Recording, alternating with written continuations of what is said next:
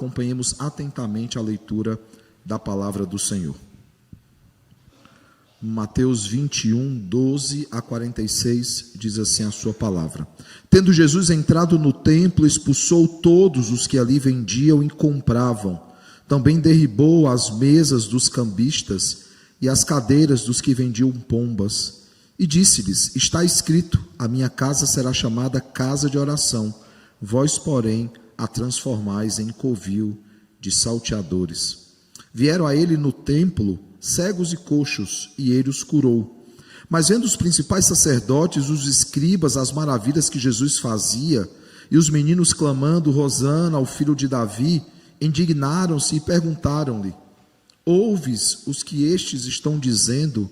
Respondeu-lhe Jesus: sim, nunca lestes? Da boca de pequeninos e crianças de peito tiraste perfeito louvor? E deixando-o, saiu da cidade para Betânia, onde pernoitou. Cedo de manhã, ao voltar para a cidade, teve fome, e vendo uma figueira à beira do caminho, aproximou-se dela, e não tendo achado senão folhas, disse-lhe: nunca mais nasça fruto de ti. E a figueira secou imediatamente. Vendo isto, os discípulos admiraram-se e exclamaram: como secou depressa a figueira? Jesus, porém, lhes respondeu: em verdade vos digo que se tiverdes fé e não duvidardes, não somente fareis o que foi feito à figueira, mas até mesmo se a este monte disserdes: ergue-te e lança-te no mar, tal sucederá. E tudo quanto pedirdes em oração, crendo, recebereis. Tendo Jesus chegado ao templo, estando já ensinando, acercaram-se dele os principais sacerdotes e os anciãos do povo, perguntando: com que autoridade fazes estas coisas? E quem te deu essa autoridade? E Jesus lhes respondeu: eu também vos farei uma pergunta. Se me responderdes, também eu vos direi com que autoridade faço estas coisas. De onde era o batismo de João? Do céu ou dos homens?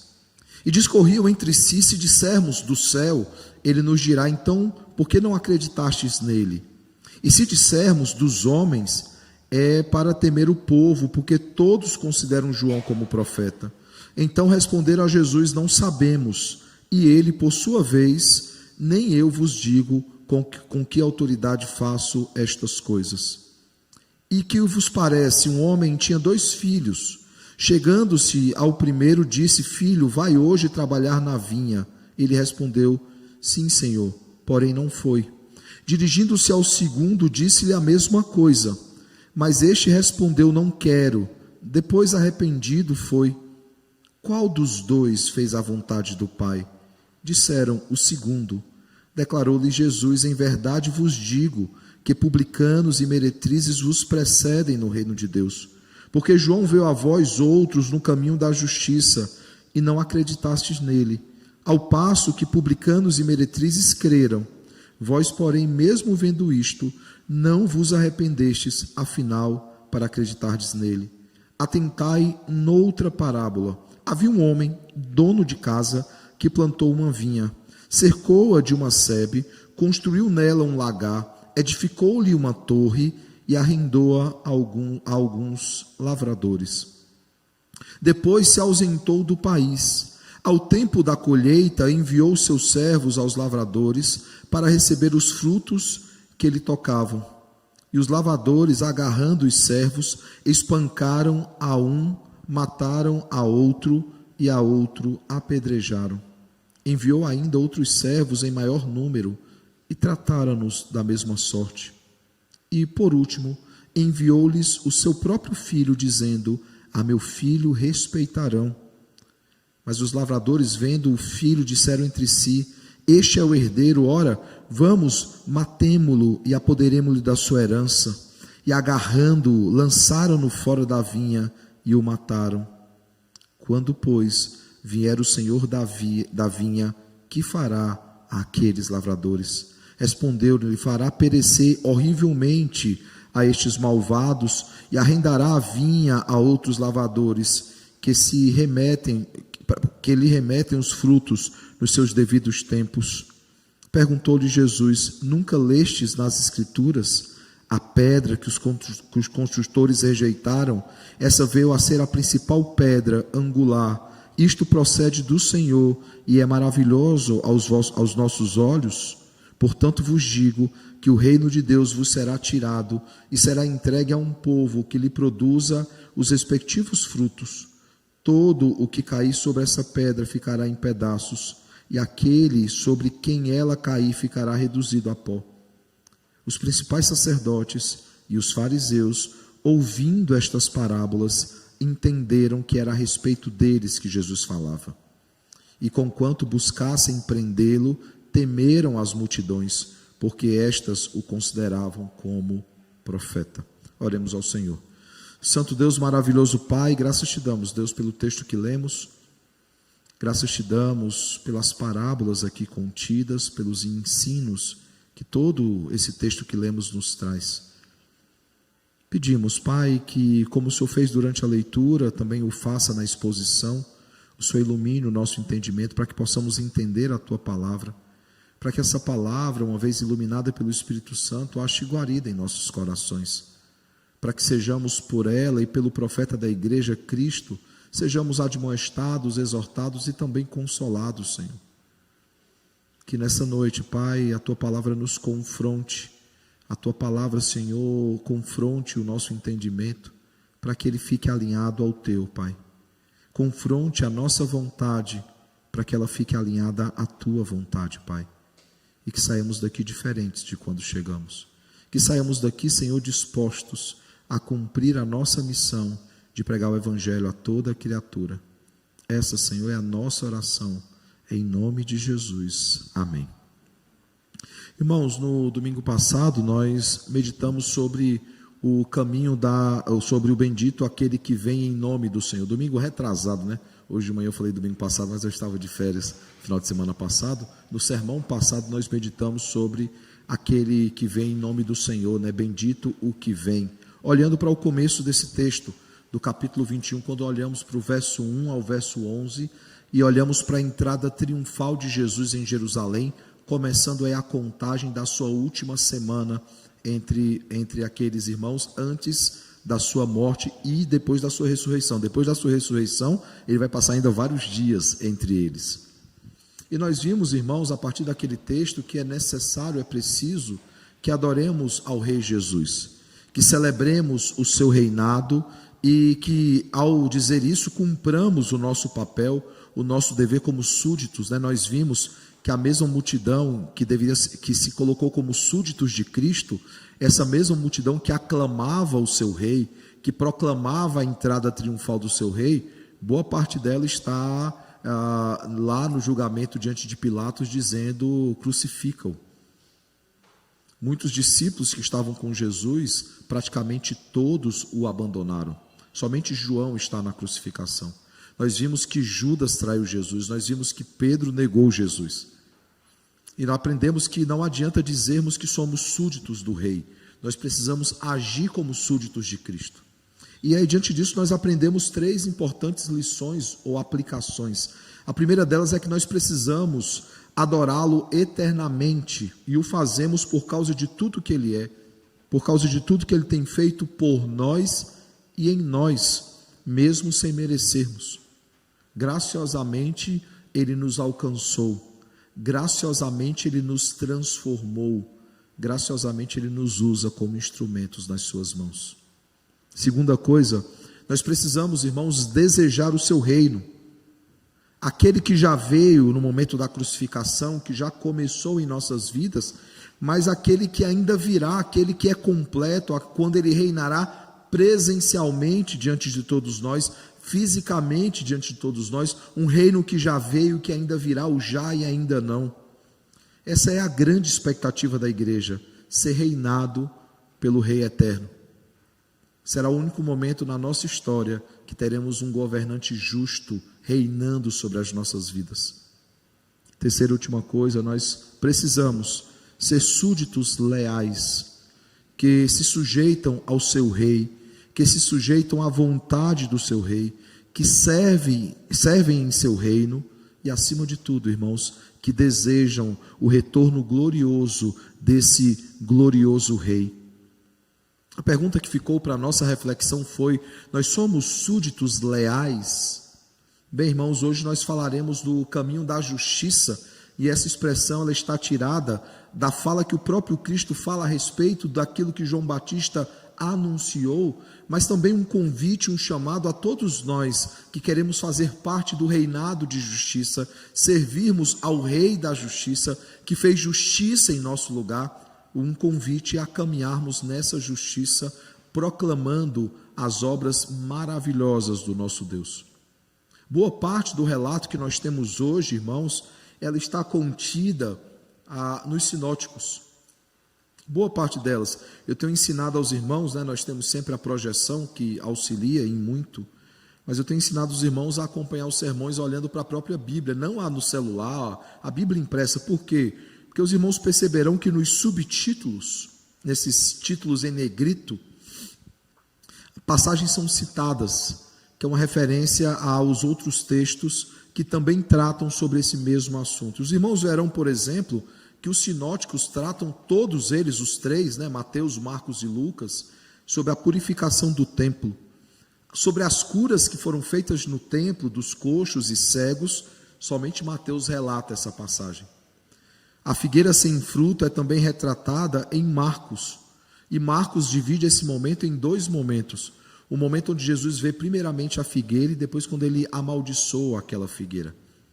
Quando nós olhamos para a autoridade de Jesus e o texto dele sobre o batismo de João Batista, nós vemos que os sinóticos eles registram também esses textos. Nós vemos que a parábola dos dois filhos, somente Mateus fala sobre ela. Já a parábola dos lavradores maus, os três textos sinóticos tratam sobre ele. Percebe, irmãos, que nós temos a ausência aí do Evangelho de João. O Evangelho de João tem a entrada triunfal. Se os irmãos olharem o começo do capítulo 21, veremos que João retrata a entrada triunfal de Jesus. Mas ele não trata de mais nenhuma outra porção desse texto. Alguns discutem, irmãos, que João capítulo 2, verso 13 a 17, que também trata de um relato de purificação quando Jesus purifica o templo. Alguns colocam que se trata do mesmo relato. O problema, irmãos, é que João retrata isso no começo do ministério de Jesus, enquanto os outros autores inspirados, os outros evangelistas, nos sinóticos, em Mateus, Marcos e Lucas, eles retratam esse acontecimento já no final do ministério de Jesus. Alguns comentaristas entendem que João e os demais evangelistas, eles estão contando o mesmo relato, mas com visões diferentes ou cronologia diferente por razões teológicas. Porém, os detalhes descritivos, eles são muito diferentes. Depois você olhem os dois textos, olhem os três textos que nós temos desse relato, depois vai olhar o texto de João, e você vai perceber que há detalhes intrigantes que são diferentes ali, abrindo a possibilidade para dois momentos distintos, onde Jesus ele purifica sim o templo no começo do seu ministério, e agora no final do seu ministério, ele faz a mesma coisa, mostrando que, apesar de ser um relato bem parecido, com detalhes bem diferentes, eles se tratam de dois momentos parecidos, porém distintos. É o mesmo argumento, irmãos, usado para aquela unção que nós vimos no sermão passado, que é retratado ali em Lucas 7, 36 a 50, quando nós vemos que Jesus ser ungido ali pela irmã de Lázaro, não é a mesma história que Lucas está tratando, porque os detalhes dos personagens são muito diferentes. De forma, irmãos, que são duas histórias diferentes. Aquela mulher que derramou o óleo em Jesus, que lavou os pés de Jesus em Lucas, da irmã de Lázaro, que lava os pés de Jesus, ali contido no Evangelho de Mateus, também contido no Evangelho de Marcos. Histórias diferentes, mas que trazem lições bem parecidas. Olhando especificamente para o texto de hoje, sem olhar para os outros textos, nós vemos então Jesus entrando no templo. O texto diz isso, Tendo Jesus entrado no templo. É interessante, irmãos, que o templo ele foi mencionado várias vezes durante a leitura. E eu me senti muito tentado a voltar a nossa atenção apenas para esses 2 primeiros versos, vocês verão que a gente tem muita coisa para tirar deles. Mas ficou muito claro na leitura, irmãos, que é um só texto. Ficou muito claro, por exemplo, quando o templo ele é referido várias vezes. Jesus entrando, voltando para o templo, fazendo milagres no templo. Ele entra, ele purifica o templo, depois ele está curando pessoas, ele vai embora, depois ele volta e ensina, quando perguntam com que autoridade faz essas coisas. Nós vemos, por exemplo, na pergunta de Jesus, quando questionado pelos sacerdotes, né, qual autoridade, quem te deu autoridade para ensinar? Eles queriam pegar Jesus numa pegadinha, né? Eles queriam pegar Jesus para prendê-lo, eles queriam motivos. Se ele proclamasse na autoridade dada pelo meu Pai, ele seria preso por causa disso. E Jesus ele volta à pergunta falando, né, questionando. Deixa eu fazer uma pergunta antes. E na resposta de vocês eu tenho a minha resposta. João Batista, ele veio da parte de quem? Dos céus ou dos homens? Ele batizou com que autoridade? E percebam que o motivo da resposta deles dizer eu não sei, é porque eles temiam as multidões. Não é porque eles achavam que vinha da parte dos céus, eles não achavam isso. Se nós achamos que é da parte de homens, as multidões virão contra nós, porque eles tinham João como profeta. No final do texto, vocês perceberem, eles também, verso 46, e diz, e conquanto buscassem prendê-lo, temeram as multidões, porque estas o consideravam como profeta. É uma mesma porção de texto aqui, irmãos. A gente precisa lembrar que essas divisões que a sociedade bíblica faz de capítulos, de porções, é mais para facilitar o nosso estudo, a nossa leitura, né, para que nós não tivéssemos que ler vários capítulos de uma vez. É justamente para facilitar, mas ela não é inspirada. Esses títulos em negrito não são inspirados por Deus. É uma organização da sociedade bíblica para facilitar a nossa leitura, mas é óbvio que se trata de um mesmo texto. E Jesus, então, chegando ao templo, ele expulsou todos os vendedores, todos os cobradores, todos os que compravam, né, o texto diz isso, os que vendiam, os que compravam. Ele derrubou as mesas dos cambistas, como vemos aqui no verso 12, e as cadeiras dos que vendiam pombas, né? A lei prescrevia o seguinte: se por acaso não tivesse dinheiro para um animal maior, você podia comprar pombas, para aqueles que não tinham condição financeira. Então, os vendedores estão lá e aparentemente eles têm autorização normativa, legal para estarem lá. Mas por que Jesus ele se ira? A fala dele é: vocês tornaram a minha casa de oração em covil de salteadores. Essa é a resposta de Jesus. Ele diz o motivo, mas eu pergunto de novo, por quê? Por que Jesus ele está irado, ele está triste com aquela cena? Por causa da própria cena que ele vê. Quando ele chega lá no templo, que deveria ser casa de oração, casa de refúgio, né, casa onde as pessoas buscavam a presença e o favor do Senhor, ele vê que o átrio havia sido profanado, o chamado átrio dos gentios, né? Era um átrio onde não apenas os judeus poderiam entrar, mas os gentios também poderiam estar lá. Aquele átrio que deveria ser um local de adoração, ele mais parecia um mercado, ele mais parecia uma feira, com gritos e algazarras, e só o valor comercial sendo levado em conta. Irmãos, era um comércio bem lucrativo, era bem lucrativo, e o texto de hoje ele descreve a realidade religiosa e comercial vivenciada nesse átrio, né, no átrio do templo em Jerusalém durante a época da Páscoa. Lá ficavam cheio de pessoas. E lá nós tínhamos vendedores de bois, vendedores de ovelhas para o sacrifício. E eles aproveitavam a presença massiva de peregrinos, né, vindos de todas as partes. Era um momento onde o templo ficava mais cheio, principalmente de judeus celebrando a libertação do Egito. Os adoradores, irmãos, eles tinham o direito de trazer o seu próprio animal. A lei permitia isso. A lei não só permitia, a lei incentivava que cada um cuidasse e preparasse o seu próprio animal no sentido de alimentar, de fazer crescer, para apresentá-lo diante do Senhor, de zelar para que ele não tivesse mancha, para que ele não viesse se ferir ou ficasse cego de um olho. Ele cuidava para ser o seu melhor animal, dava a sua melhor ração.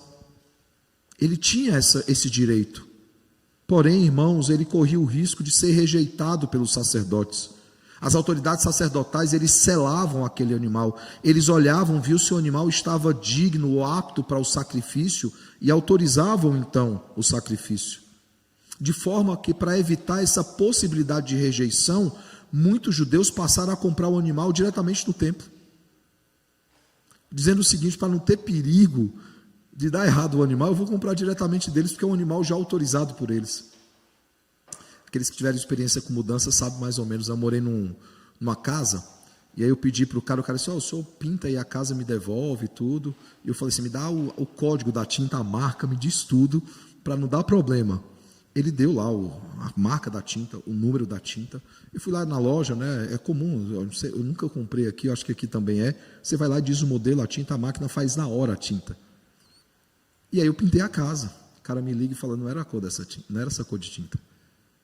Mas, meu amigo, você me deu a referência, me disse exatamente o que você queria. E aí eu aprendi a ter uma conduta.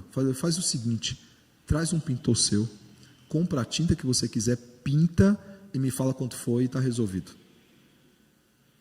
Essa estratégia era a estratégia usada por muitos judeus. Para não ter perigo de ninguém reclamar, de não dar errado, é o seguinte: qual é o animal autorizado pelo templo? É esse aqui, depois eu vou comprá-lo. Como eu disse, ele poderia oferecer um animal que foi criado por ele mesmo. Mas sabe o que acontecia, irmãos? Tanto com o animal que era criado pelo próprio judeu, como com os animais que eram comprados dos sacerdotes, uma vez vistoriados, uma vez autenticados, o judeu se virava e ia embora porque já tinha cumprido com o seu papel. Sabe o que alguns sacerdotes faziam? Trocavam o animal. Algum manco, algum animal defeituoso que não teria serventia alguma, no momento de matar e sacrificar, era esse animal que era sacrificado. Não era aquele animal perfeito que havia sido comprado ou entregue. Esses animais perfeitos ficavam para os sacerdotes. Vocês entendem como isso se tornou lucrativo? E perceba que Jesus expulsa não apenas os vendedores, Jesus expulsa também os compradores, porque aqueles compradores deveriam sim criar os seus animais, deveriam preparar os seus animais. Era o momento mais importante do ano, o sacrifício da Páscoa, e eles terceirizaram isso. Quão didático era o pai criando aquele animal, a criança querendo brincar com aquele animal, e ele dizendo: não, esse animal é o animal do sacrifício, é o animal da Páscoa, ele é o melhor animal que nós temos na casa. Eles perdiam a oportunidade de ensinar os seus filhos a respeito dessa lição tão importante, né, de como eles haviam sido libertos do Egito. Esse comércio, irmãos, ele era viabilizado por concessões que eram pagas aos sacerdotes. Aqueles vendedores não apenas entregavam bons animais aos sacerdotes, mas eles pagavam para estar ali vendendo animais. E os lucros, irmãos, beneficiavam líderes influentes como Anás, como Caifás, né, que acumularam o sumo sacerdócio, né, sogro e genro juntos ali, revelando, irmãos, uma associação que era lucrativa entre a elite religiosa e entre os vendedores. Assim como Roma, ela lucrava com a cobrança de impostos, o templo lucrava com a cobrança dos impostos sacerdotais, que nós já vimos alguns capítulos atrás, né? O imposto do templo, e lucrava especialmente com a venda de animais para sacrifício. E isso, irmãos, é um indício sempre preocupante. Quando a classe religiosa, ela se vende, quando a classe religiosa, ela se torna corrupta, é o ápice da depravação total do homem. Sabe onde é que nós vemos isso? Juízes. Em Juízes nós vemos o povo se corrompendo, ainda não é o ápice. Depois nós vemos os líderes civis se corrompendo, ainda não é o ápice. Finalmente nós vemos os líderes religiosos se corrompendo.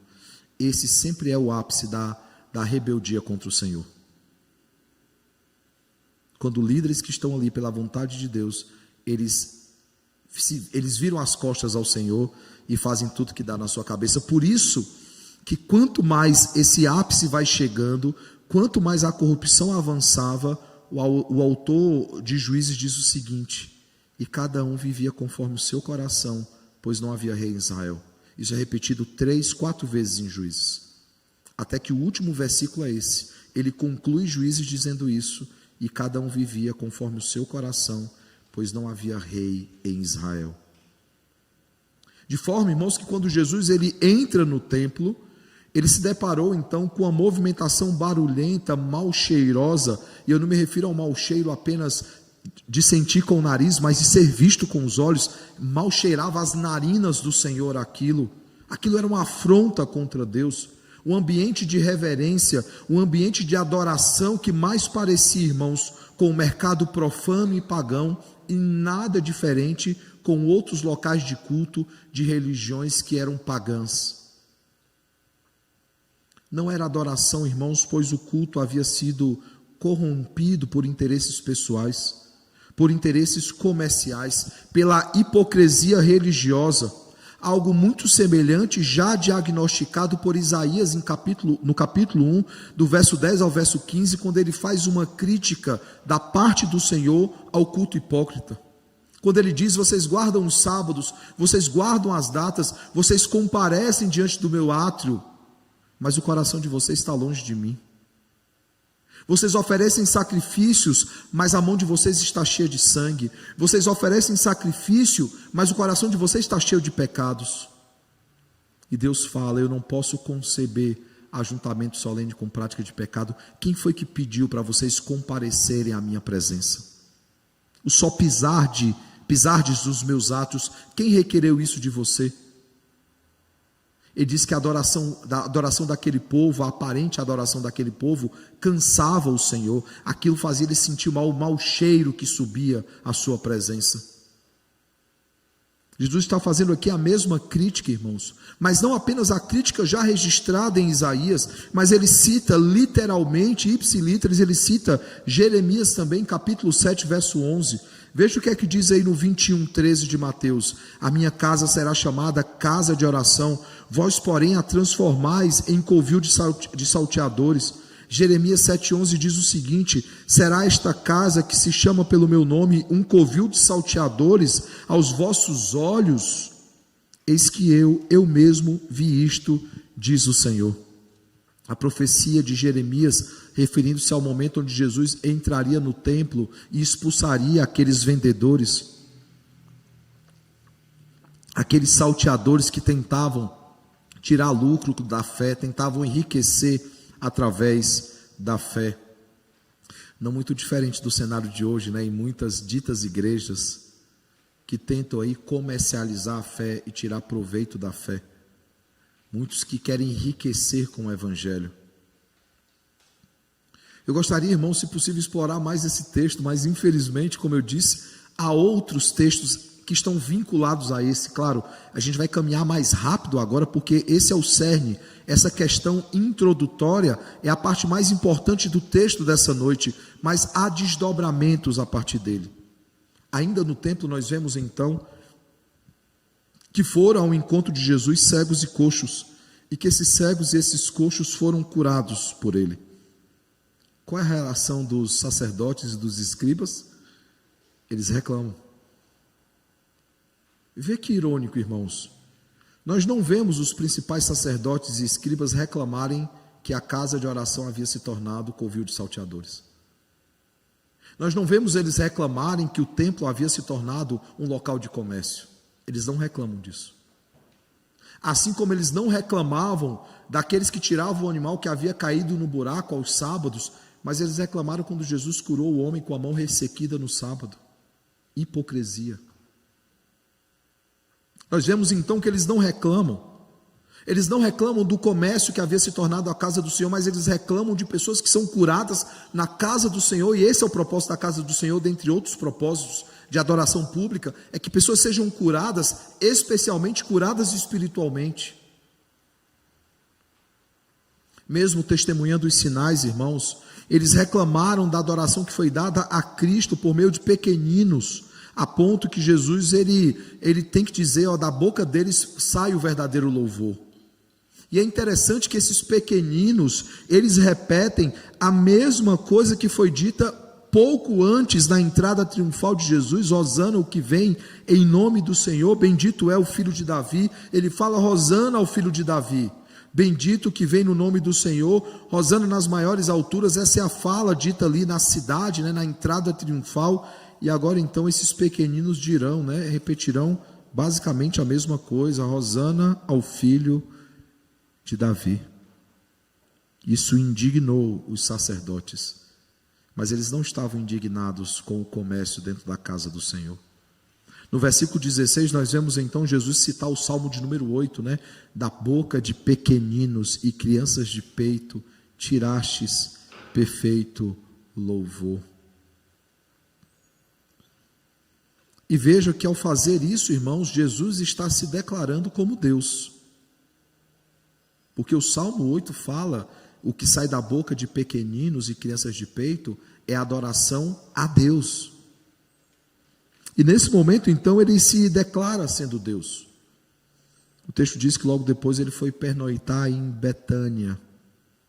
Ele volta à cidade, então, já no próximo texto, né, nós veremos que Jesus ele retornará ao templo, mas antes disso, irmãos, antes de retornar ao templo, ele encontra então a figueira que não dá fruto.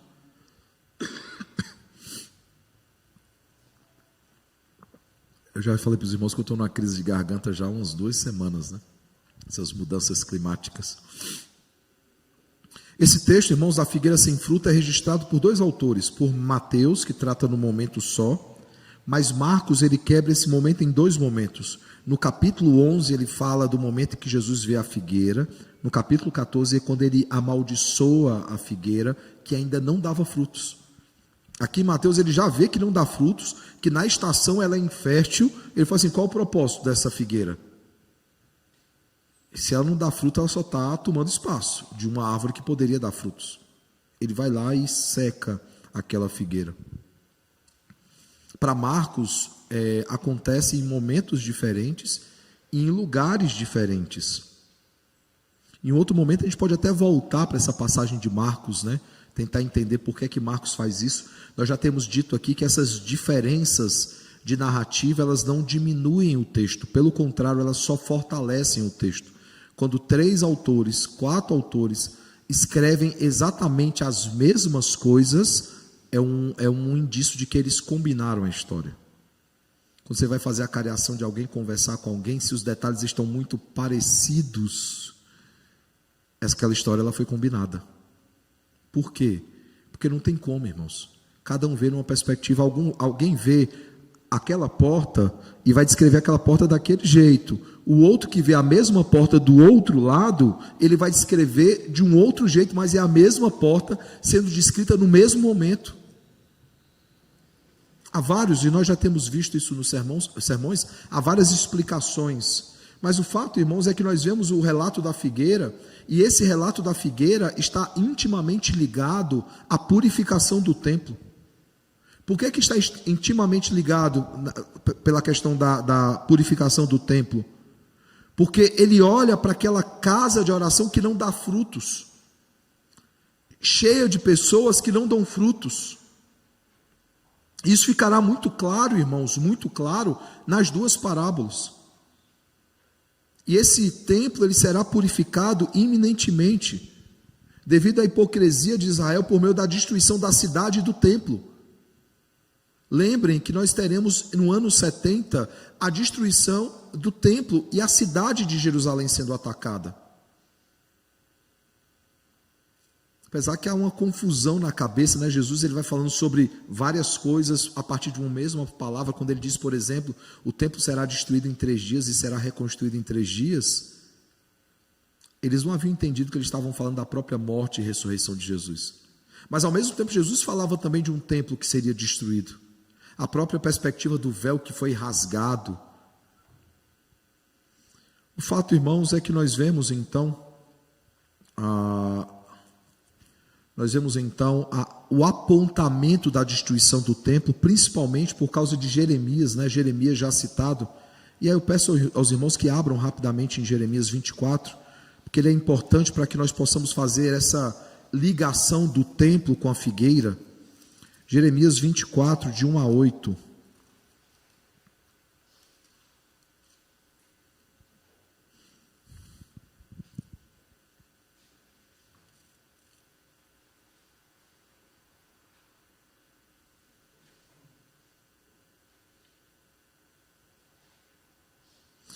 a visão dos dois cestos de figos, né? Nós temos aí os figos bons e os figos ruins. E eu não vou ler todo o texto, irmãos, porque ele é grande. Mas veja o verso 3. Então me perguntou o Senhor: que vês tu, Jeremias? Respondi: figos. Figo, para quem não sabe, é o fruto da figueira. Os figos muito bons e os muito ruins, que de ruins que são, não se podem comer, são tão ruins que não se podem comer. A mim me veio então a palavra do Senhor dizendo: assim diz o Senhor, o Deus de Israel. E aí vocês verão então que ele começará a dizer várias coisas. Por exemplo, do modo porque vejo estes bons figos, assim favorecerei os exilados de Judá, que eu enviei deste lugar para a terra dos caldeus, né? Referindo-se aí ao cativeiro e à volta do cativeiro. Porei sobre eles favoravelmente os olhos e os farei voltar para essa terra.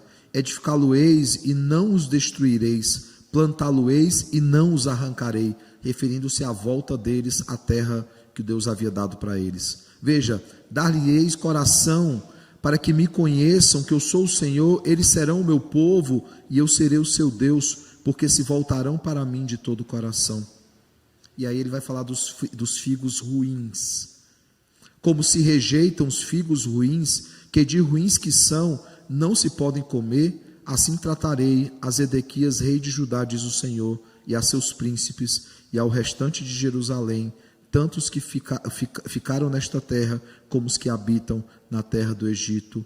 Eu os farei objeto de espanto, calamidade para todos os reinos da terra, opróbrio e provérbio, escárnio e maldição, em todos os lugares para onde os arrojarei.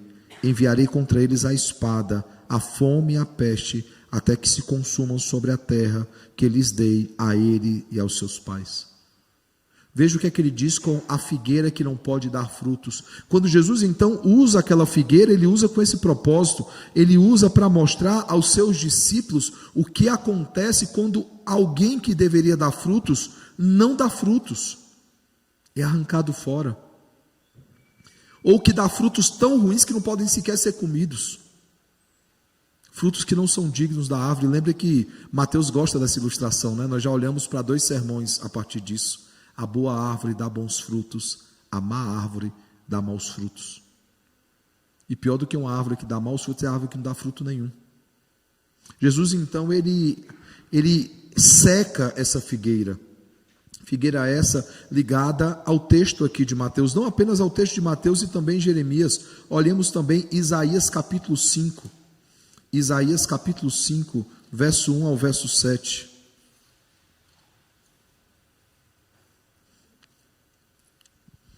Porque agora ele vai falar da parábola da vinha má. E aí ele vai ligar a lição da figueira às parábolas que ele apresenta então aos discípulos. Como eu disse, eu também não vou ler todo, né? Por causa do tempo. Mas veja, eu vou tentar ir pulando algumas coisas aqui, tá? Agora cantarei ao meu amado, o meu cântico do meu amado a respeito da sua vinha. Muito parecido com cantares, né? A forma de linguagem. O meu amado teve uma vinha num outeiro fertilíssimo. Sachou-a, limpou-a das pedras e a plantou de vides escolhidas. Edificou no meio dela uma torre e também abriu um lagar. É parecido com a parábola ou não é? Bem parecida. Ele esperava que desse uvas boas, mas deu uvas bravas. Agora, pois, ó moradores de Jerusalém, homens de Judá, julgai-vos, peço, entre mim e a minha vinha. Que mais se podia fazer ainda à minha terra que eu não lhe tenha feito? Veja que Jesus está dizendo o seguinte, ele está olhando para a vinha, ele está dizendo o seguinte, o cenário é o mesmo da parábola da vinha, mas agora ele nos apresenta algo que conecta à figueira. Ele diz assim, eu fiz o possível para que ela desse bons frutos. Eu sachei a vinha, limpei-a das pedras, que as pedras impediam o crescimento, né, da vide, e a plantei a vide escolhida, ou seja, ele escolheu a dedo as vides que ia plantar. Edificou no meio dela uma torre e também abriu um lagar. Veja, ele fez tudo que era necessário. Ele vai falar, o que é que eu fiz de errado? Por que é que ao invés de uvas boas nasceram uvas bravas? Aí ele diz, agora pois vos farei a saber, o que pretendo fazer à minha vinha. Tirarei a sua sebe, para que a vinha sirva de pasto, derribarei o seu muro, para que seja pisada, referindo-se à destruição de Jerusalém aqui, mas nós vemos também essa ideia da sebe ali na parábola da vinha e na questão da figueira. Torná-lo-ei em deserto, não será podada nem sachada, mas crescerão nela espinhos e abrolhos. Às nuvens darei ordem que não derramem chuva sobre ela, porque a vinha do Senhor dos Exércitos é a casa de Israel, e os homens de Judá são a planta dileta do Senhor. Este desejou que exercessem juízo, e eis aí o quebrantamento da lei, justiça, e eis aí o clamor. Perceba, irmãos, que Jesus então ele ensina a esses irmãos a respeito disso. E um pouco antes das duas parábolas, então, ele vai ao templo, e quando ele retorna ao templo, o texto é bem claro dizendo o seguinte, que ele passou então a ensinar. Veja o capítulo de número 21, o verso de número 23, né? Jesus chegando ao templo, estando já ensinando. É interessante que Lucas, quando trata sobre esse texto, ele usa a expressão seguinte: ele está ensinando o povo e ele está evangelizando o povo. E aí então ele é interpelado pelos sacerdotes e pelos anciãos. E é interessante, irmãos, mais uma vez, enquanto foi casa, venda de comércio, eles não reclamavam. Mas bastou Jesus querer curar pessoas, eles reclamaram. Bastou Jesus ensinar a palavra do Senhor, eles reclamaram. E eles perguntam: quem te deu autoridade? Com que autoridade fazes estas coisas? E quem lhe deu essa autoridade? Aqui não há discussão se ele poderia ou não ensinar. Eles têm um problema muito sério com Jesus já há algum tempo. Não é a questão dele ensinar ou não, porque ele era reconhecido como profeta. Não era questão não de ensinar, porque ele era reconhecido como rabino. Nós já conversamos sobre isso em outro momento, quando nós falamos que possivelmente Jesus fez a escola rabínica. Por isso ele pode ensinar no templo, por isso ele pode ler a palavra do Senhor, ele pode ensinar nas sinagogas, ele é chamado de rabi ou de rabino. Eles estão querendo pegar Jesus numa casca de banana aqui. Porque Jesus responde: essa autoridade eu recebi de meu Pai. Como ele já disse em outros textos, eles iam tentar contra a vida de Jesus. Eles dirão à multidão: veja, esse blasfema contra Deus, ele diz que é vindo do Senhor. O fato, irmãos, é que ele responde com uma outra pergunta. Ele fala assim: se vocês responderem a minha pergunta, eu responderei a pergunta de vocês. De onde era o batismo de João? Do céu ou dos homens? E aí nós já vemos a explicação, né, que se eles dissessem que era do céu, eles teriam que explicar por que é que vocês não acreditaram nele, por que é que vocês permitiram que ele fosse preso e fosse morto. Mas se eles dissessem que eram de homens, as multidões iriam contra ele. Qual a solução que eles encontraram? Nós não sabemos. E aí Jesus diz: nem eu vos digo com que autoridade eu faço essas coisas. E aí então ele apresenta aos discípulos e também aos principais sacerdotes, aos anciãos, ele apresenta duas parábolas. Uma está do verso 28 a 32, a outra está do verso 33 a 46, e essas duas parábolas nortearão os nossos pontos dessa noite, nos trarão lições e aplicações importantes. Quais são as lições desse texto? O que é que Jesus deseja ensinar por meio das duas parábolas, dentro desse contexto onde os fariseus, eles não estavam preocupados com a santidade do templo, porque eles não criticaram o comércio, mas eles estavam preocupados com a fiel exposição da palavra, não que Jesus não ensinasse, mas porque Jesus ensinava fielmente a palavra, algo que eles não faziam, eles se colocam contra Jesus. Quais são as lições que Jesus deseja ensinar a esses sacerdotes? Eu quase disse irmãos, né? Mas nós não temos como assegurar isso. Talvez um ou outro lá se converteu, nós não temos como afirmar, né? Quais são as lições que ele deseja ensinar? A primeira delas, irmãos, é a necessidade da obediência. Essa é a primeira lição e a lição mais importante. Se os fariseus fizessem isso, eles já estariam bem diante do Senhor. A necessidade da obediência. O Dr. Joel Bick, né, comentando naquela Bíblia Herança Reformada, ele afirma que o pecador arrependido, ele é mais obediente à vontade de Deus do que o hipócrita.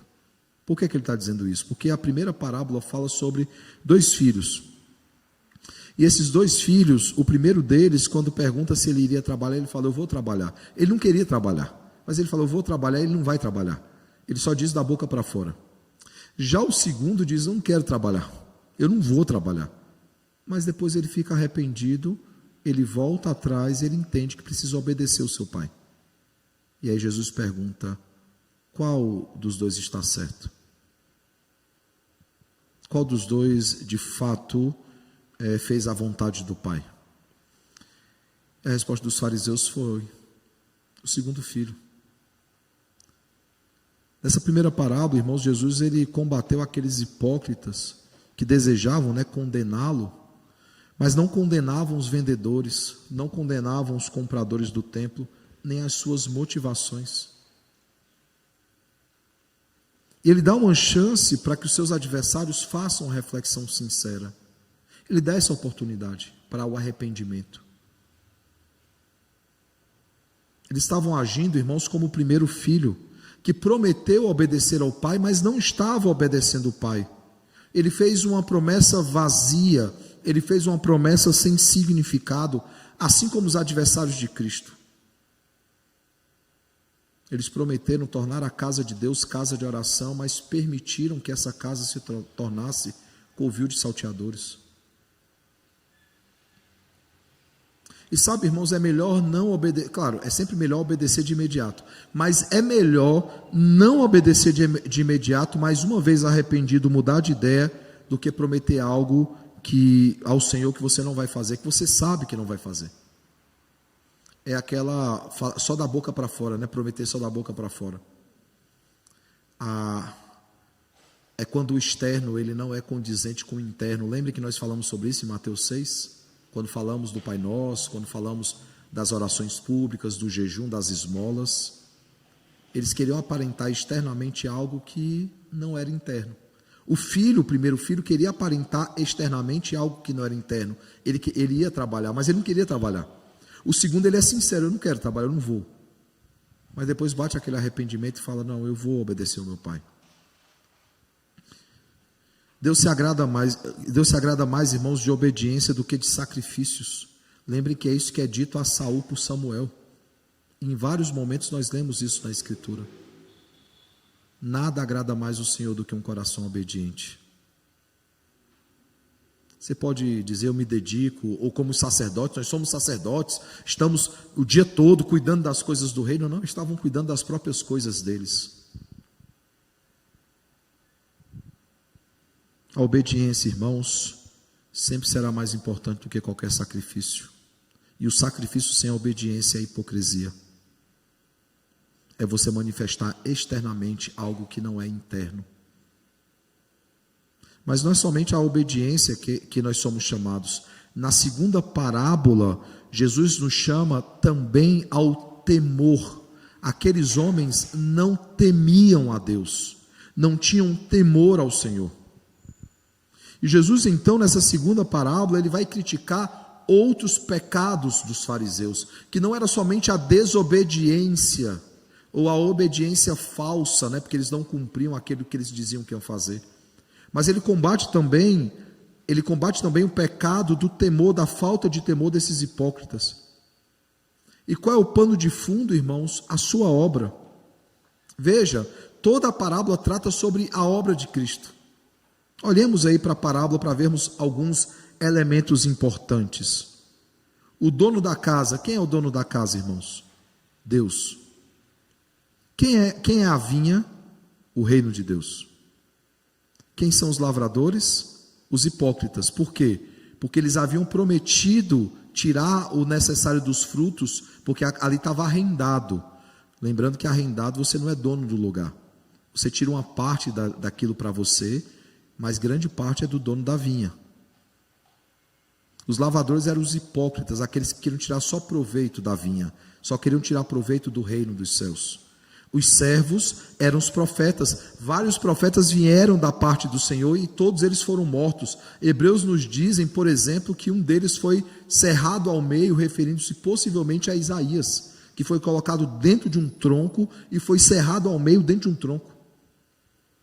Quantos outros não morreram porque buscaram ser fiéis ao Senhor, se levantaram contra reis que eram infiéis, se levantaram contra profetas que eram infiéis, se levantaram contra sacerdotes que eram infiéis, e eles morreram por causa disso. O Filho é o próprio Jesus. E quando fala daquele que ele vai então o herdeiro, eles planejam a morte do herdeiro, refere-se à crucificação de Jesus. Percebe, irmãos, que toda essa parábola fala sobre a morte, a obra de Cristo. E aí ele pergunta: quando, pois, vier o Senhor da vinha, que fará aqueles lavradores? E aí a gente pode atualizar essa pergunta, parafrasear essa pergunta, aplicando-a a Jesus, porque claro que quando ele fala do Senhor da vinha, ele está falando do Pai, porque ele está falando do Filho também no texto. Mas quando vier o noivo, diante de todas as afrontas feitas contra a noiva de Cristo, que é a igreja, o que é que vocês acham que o noivo fará com aqueles que se opuserem à noiva? A pergunta é essa: quando o Pai vier, o dono da vinha vier, o que é que vai acontecer com aqueles lavradores que mataram vários enviados seus, servos seus? Vai matá-los. Essa é a conclusão deles. Verso 41: fará perecer horrivelmente a estes malvados e arrendará a vinha a outros lavradores, que lhe remetam os frutos nos seus devidos tempos. Veja que aqui, irmãos, mais uma vez, Jesus ele está dando um aviso àqueles sacerdotes para que eles se arrependam da desobediência deles e da falta de temor a Deus.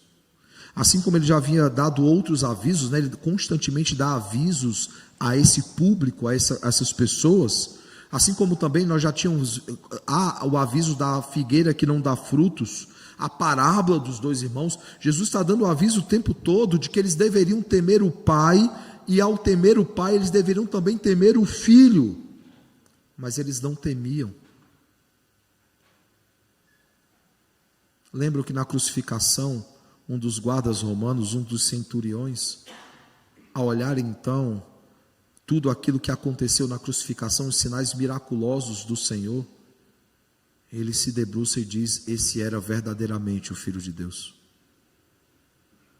Vários sinais foram dados para que eles temessem ao Pai e temessem ao Filho.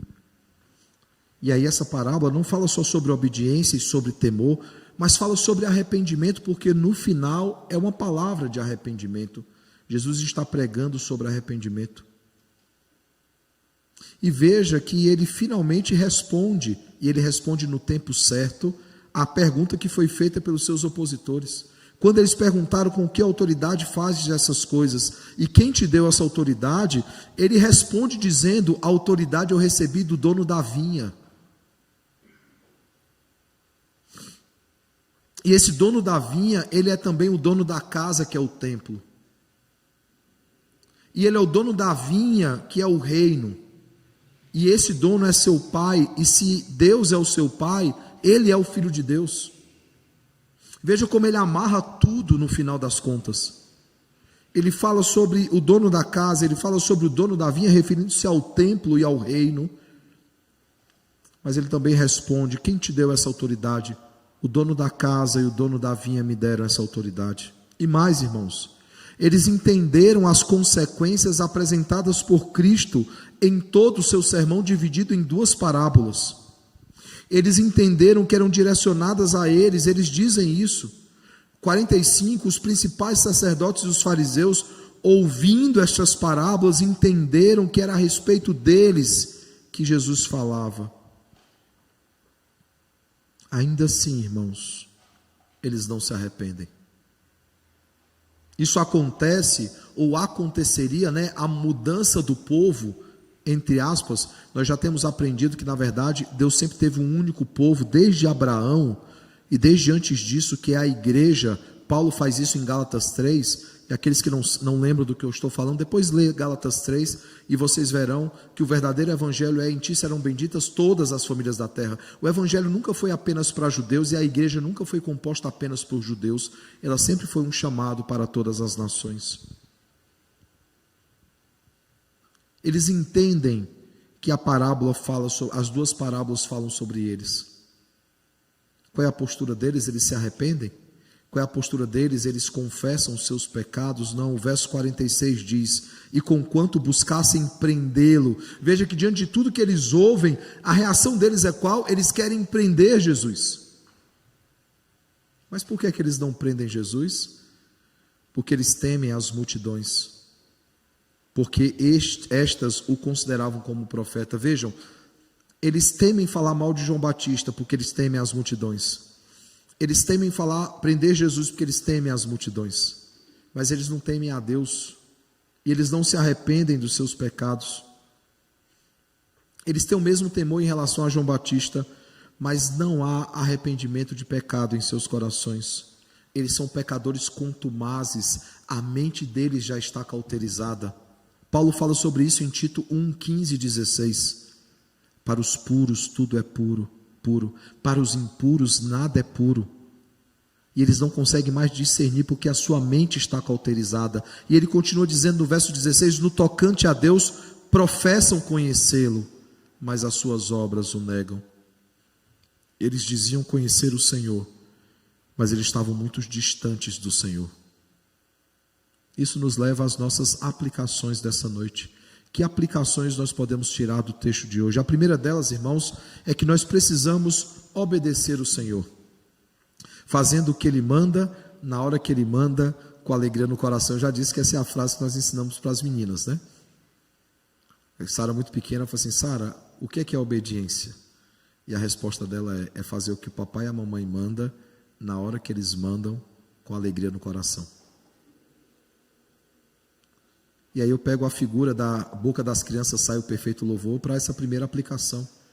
É obedecer ao Senhor. E o que é obedecer ao Senhor? É fazer o que Ele manda, na hora que Ele manda, com alegria no coração. Lembra o filho que preferiu mentir do que falar a verdade, e aí ele desobedece, enquanto outro filho se arrepende, porque não obedeceu na hora certa, com alegria no coração, e ele então pede ao Senhor perdão, né, o seu pai perdão, fazendo então aquele trabalho. Esses somos nós, irmãos, ou pelo menos deveria sermos nós, né? Nós não podemos ser o primeiro filho, temos que ser o segundo filho. Obedecer ao Senhor. Segundo, temer ao Senhor. E esse Senhor que nós tememos, Ele é o dono da casa, Ele é o dono da vinha, Ele é o Senhor de tudo, Ele é o Senhor de todos, Ele é o dono das nossas vidas. Nós lemos hoje no texto de Pedro, e eu fiz questão de colocar esse texto, porque esse texto é citado no texto de hoje, vocês perceberam isso? Que Jesus, ele cita a pedra que os construtores rejeitaram. Ele cita o mesmo texto que Pedro também cita. E Pedro conhece esse texto não apenas por causa do Antigo Testamento. Ele conhece porque ouviu Jesus citar esse texto. E aí quando Pedro, na primeira carta, aplica esse texto, dizendo que nós somos, né, nós estamos na pedra fundamental, ele vai dizer: nós somos sacerdotes real, nação santa, povo de propriedade exclusiva de Deus. Nós pertencemos ao Senhor e nós devemos temer o Senhor. Temer não é ter medo. Houve uma pesquisa na igreja que eu cresci perguntando se os filhos eles tinham medo do pai ou se eles temiam os seus pais. Isso foi no Dia dos Pais, foi uma enquete que foi feita lá. Muitos obedecem porque têm medo. Nós devemos obedecer porque nós tememos o Senhor. E o sentido de temer, o temor não envolve apenas reconhecer quem Ele é e ter medo disso. Mas envolve também uma devoção, envolve uma piedade. Nós tememos o Senhor em amor. Como nós devemos temer aos nossos pais em amor, em reverência. O temer está mais ligado à reverência do que ao ter medo. Nós o tememos porque Ele é o Senhor de toda a terra. Nós o tememos porque Ele está no trono e faz tudo conforme lhe apraz. Nós o tememos porque nada foge ao seu controle. Porque no estalar de dedos Ele resolve todas as coisas. Nós precisamos, irmãos, obedecer ao Senhor, nós precisamos temer ao Senhor, nós precisamos nos arrepender dos nossos pecados, abandonando os nossos pecados e vivendo em novidade de vida. Nós temos aprendido que para abandonar pecados nós precisamos dar nomes aos pecados, nós precisamos lamentar por esses pecados, abandonar esses pecados e viver em novidade de vida. Quantas vezes, irmãos, o Senhor nos confronta com a sua palavra de pecados que precisam ser abandonados e nós não abandonamos, pelo contrário, nós alimentamos esse pecado, nós cuidamos desse pecado, é o nosso pecado de estimação, é quase da família já. E sabe, irmãos, se fazemos isso, nós não somos diferentes dos fariseus desse texto. Se fazemos isso, nós não somos diferentes dos anciãos e dos principais sacerdotes. Nós temos esse costume de criticar os personagens bíblicos, falando dos seus pecados, mas todos eles são espelhos daquilo que nós somos de verdade. Como, por exemplo, criticamos o povo do deserto, que eles só reclamavam e reclamavam e reclamavam. Mas quantas vezes temos feito as mesmas coisas? Por isso o texto de hoje nos chama não apenas à obediência ao temor, ele nos chama à reflexão se de fato temos obedecido e temido o Senhor, e se nós não temos feito isso, ele nos chama imediatamente ao arrependimento e ao abandono dessa prática de pecado, para que possamos trilhar aquilo que Jesus chama no texto de o caminho da justiça, porque foi exatamente isso que João Batista veio nos chamar ao arrependimento. A pergunta que eu faço é: temos percorrido o caminho da justiça ou nós temos percorrido um outro caminho? Que o bom e eterno Deus, irmãos, nos ajude então a obedecê-lo, por meio de uma vida de temor, por meio de uma vida de arrependimento, para que possamos viver em obediência e para que possamos viver em santidade. É difícil, irmãos, é difícil. Como eu disse, a nossa postura deve ser a do segundo irmão. E muitas vezes nós somos ipsilitro segundo irmão. Deus nos chama ao trabalho, nos chama à vida de santidade, a gente fala, não vou fazer isso. Aí depois a consciência pesa, nós nos levantamos, nos arrependemos daquilo e vamos fazer a vontade do Senhor. Que o Senhor nos ajude nessa batalha diária pela nossa santificação. Que o Senhor nos ajude cada vez mais a viver conforme a sua palavra.